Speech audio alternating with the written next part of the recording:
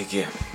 Dabar yra beveik 1:30 nakties. Kadangi aš turbūt susiėdžiau savo miego režimą, man neima miegas, todėl nusprendžiau susukti šitą vėlyvą video blogą. Bet to aš nekysiu pusiau tyliai, nes už sienos miega namiškiai.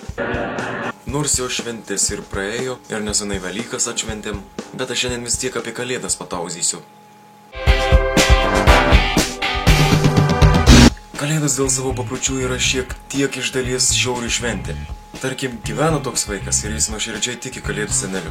Bet vieną naktį jis netikėtai pamato savo tėvus kažką bechimičinančius po eglute.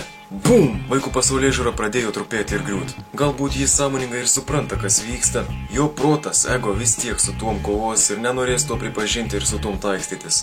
Ego visais įmanomais būdais priešinsis tiesai, spardysis kaip tik išmanys, nesitaikstys su tuom, temdydamas vaiko šviesas akis. Tiesiog nenorės to taip lengvai pripažinti. Kol visą tai virs kaip kokiam katile, vaikas tuo tarpu gali net pradėti įsigalvoti tokių nesąmonių, kaip Kalėdų senis perdavė tėvam dovanas, arba tėvai apžiūri dovanas po egle, ir visą tai kaip koks nors šalutinis tiesos poveikiai žmogui.